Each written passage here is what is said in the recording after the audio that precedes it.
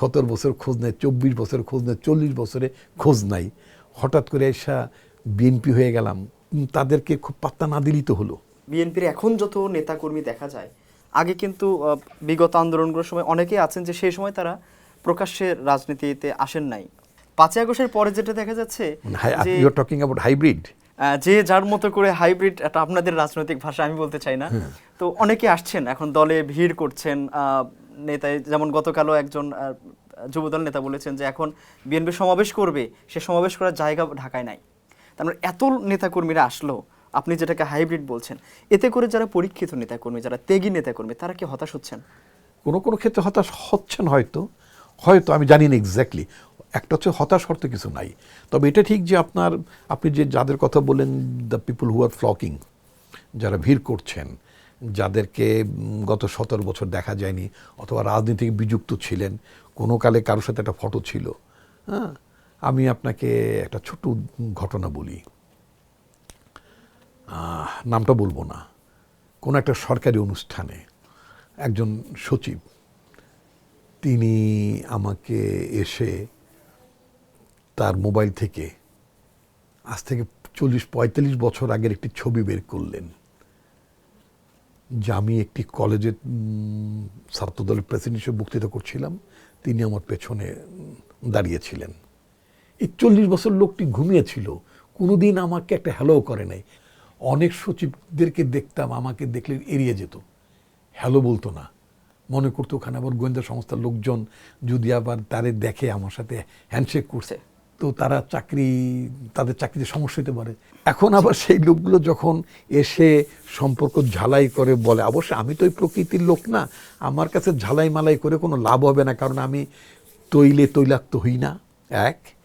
আমি নিজেও কোনো আনডিউ বেনিফিটের জীবন, সারা জীবন ঘুরি নাই, চলি নাই, ছুটি নেই, আমার প্যাটার্নটাই আলাদা। আমি একটু একরোখা টাইপের লোক, আমি ওইগুলোকে আমি খুব আমলে নিই না, আমল দেই না, বরং স্মৃতিচারণের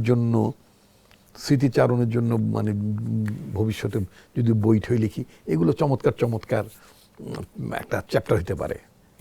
এর ফলে যারা ত্যাগী নেতা আছে তারা কি হতাশ হচ্ছেন? এখনই হতাশ হওয়ার কি আছে? সরকারের মতো ত্যাগী নেতাদেরকে এটা দেখতে হবে তিনি তার দায়িত্বটা ঠিক মতো পালন করছেন কিনা।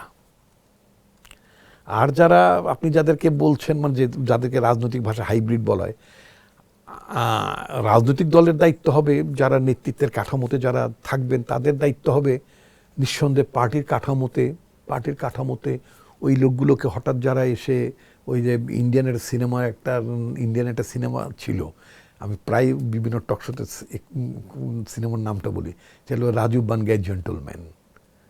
অল অন এ সাডেন একজন মানুষ জেন্টলম্যান, 17 বছর খোঁজ নেয়, 24 বছর খোঁজ নেয়, 40 বছরে খোঁজ নাই, হঠাৎ করে এসা বিএনপি হয়ে গেলাম তো না। এবং তাদেরকে বিএনপি যারা নেতৃত্বে যারা আছেন, কমিটি করার সময় তাদেরকে মানে পদায়ন না করলেই হলো, তাদেরকে পদায়িত না করলেই হলো, তাদেরকে খুব পাত্তা না দিলেই তো হলো।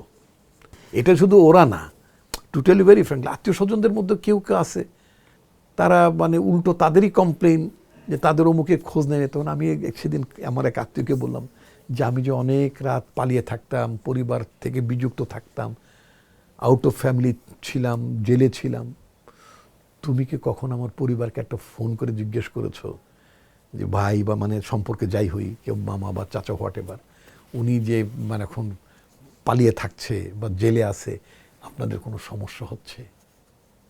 ইংরেজিতে বিদেশে একটা খুবই একটা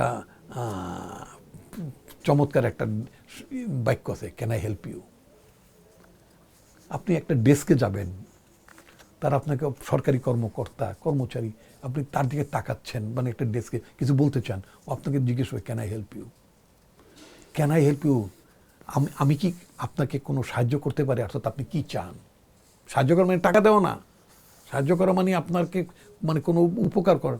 শুধু তাকে আপনি একজন নাগরিক, আপনি একটা ডেস্কে যাবেন, আপনি হয়তো যাবেন যে কথার কথা 403 নম্বর রুমটা কোন দিকে, আপনি জানতে চাচ্ছেন, হয়তো বলেন না, কিন্তু আপনার মুখের ভাষা দেখে বলবে ক্যান আই হেল্প ইউ, আপনি বলবেন যে আই এম লুকিং ফর 403 এই রুম, তখন উনি বলবেন ডানে যান বা বায়ে যান বা দোতলায় যান বা নিচতলায় যান, বলবে তো।